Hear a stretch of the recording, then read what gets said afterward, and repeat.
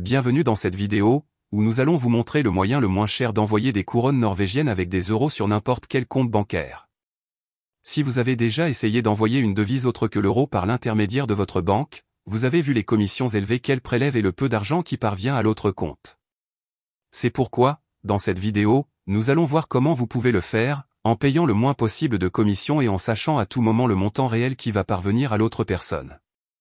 Vous pouvez utiliser cette méthode et elle est très utile pour envoyer de l'argent sur votre compte bancaire dans un autre pays, à d'autres personnes, ou pour effectuer les paiements dont vous avez besoin dans une autre devise pour des services ou des biens. C'est également idéal pour envoyer de l'argent à vos proches. Pour cela, nous utiliserons Wise, anciennement connu sous le nom de TransferWise. Une plateforme en ligne qui nous permet d'envoyer de l'argent dans différentes devises en appliquant toujours la commission la plus basse du marché. En plus d'avoir une utilisation très facile et intuitive que nous allons voir maintenant, et d'être une plateforme utilisée par des millions d'utilisateurs chaque mois.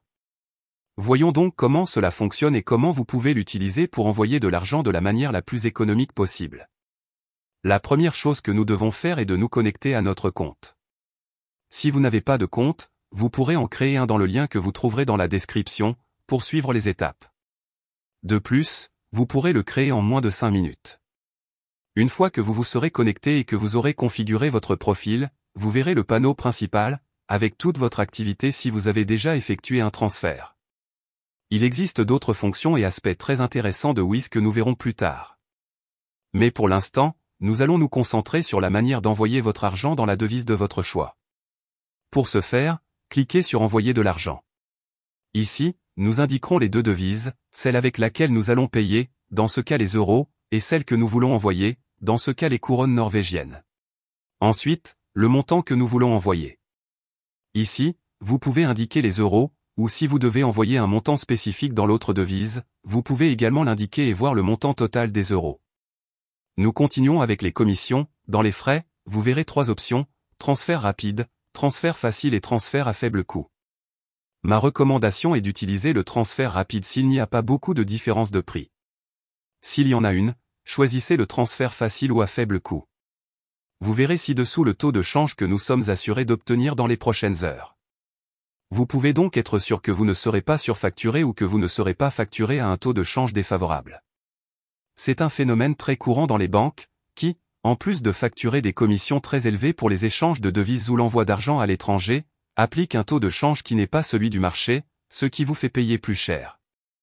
En outre, Wise utilise le taux de change du marché, que vous pouvez vérifier en cliquant sur le taux de change indiqué et voir le graphique avec l'évolution du taux de change. Et si vous avez des doutes, vous pouvez le vérifier vous-même et vous verrez que c'est le taux de change réel du marché qu'il propose. Juste en dessous, vous verrez le montant que vous économisez en utilisant Wise et non une banque traditionnelle, ainsi que le délai estimé d'arrivée. Vous pouvez même cliquer sur Comparer les prix ou pour voir les différentes options d'envoi de la devise que vous souhaitez, et vous verrez que Wise est toujours le moins cher. Passez à l'étape suivante. Ici, vous devrez choisir à qui vous envoyez l'argent, qu'il s'agisse de vous-même dans un autre pays, d'une autre personne, d'une entreprise ou d'une organisation caritative. Le plus courant est d'envoyer l'argent à quelqu'un d'autre, nous allons donc cliquer ici si c'est votre cas. Ici, vous devrez remplir les informations demandées afin d'envoyer l'argent. Il s'agit du nom de la personne, de son compte bancaire et d'autres informations fiscales en fonction du pays où vous envoyez l'argent. Une fois les informations remplies, cliquez sur Confirmer, et vous accédez à la section de vérification. Ici, vérifiez simplement que vous avez saisi toutes les informations correctement, et si c'est le cas, cliquez sur Confirmer et Continuer. Enfin, le mode de paiement.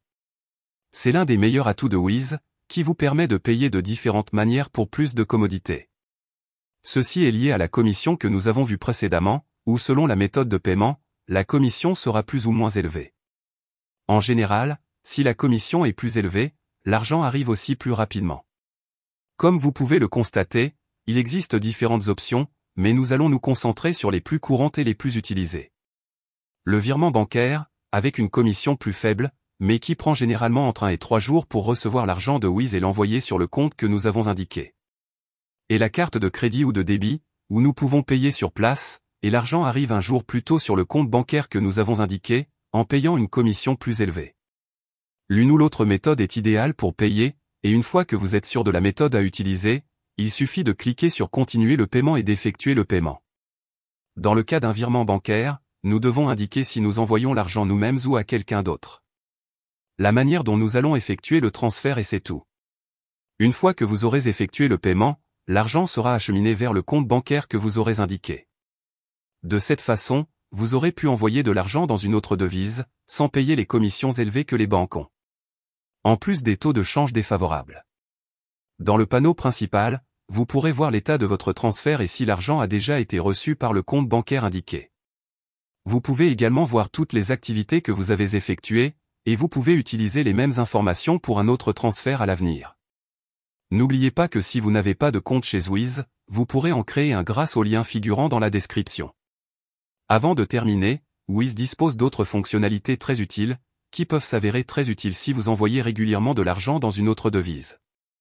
La première est la carte de débit international pour seulement 7 €, que vous pouvez faire livrer à votre domicile. L'avantage de cette carte est que vous économisez sur les frais facturés sur une carte ordinaire si vous payez dans une autre devise, et vous pouvez économiser beaucoup d'argent grâce à elle. Si vous voyagez et que vous devez payer avec d'autres devises à partir de votre compte bancaire, nul doute que ces 7 € ne vous sembleront pas être une grosse somme d'argent avec le montant important que vous pouvez économiser en frais. Une carte très utile pour les voyages, Erasmus ou toute activité que vous devez faire et payer avec une autre devise que la vôtre.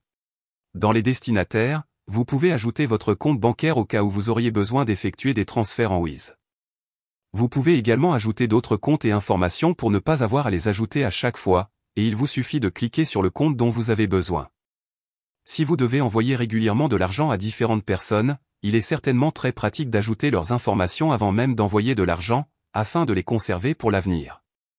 Dans les soldes, vous pouvez ouvrir un solde avec n'importe quelle devise dans le monde. Cela signifie que si quelqu'un veut vous payer dans une autre devise, il peut le faire sur votre compte Wiz. Peut-être vous demandez-vous à quoi cela me sert? Très simple, si on envoie de l'argent sur votre compte bancaire dans une autre devise, il est très probable que le taux de change sera défavorable, et votre propre banque vous facturera une commission pour recevoir de l'argent dans une autre devise à l'international. Ici, vous pouvez recevoir l'argent dans votre devise, puis l'envoyer sur votre compte ou l'utiliser avec votre carte pour éviter tous les frais bancaires élevés. Cliquez sur Ouvrir un solde, puis sur la devise que vous souhaitez utiliser.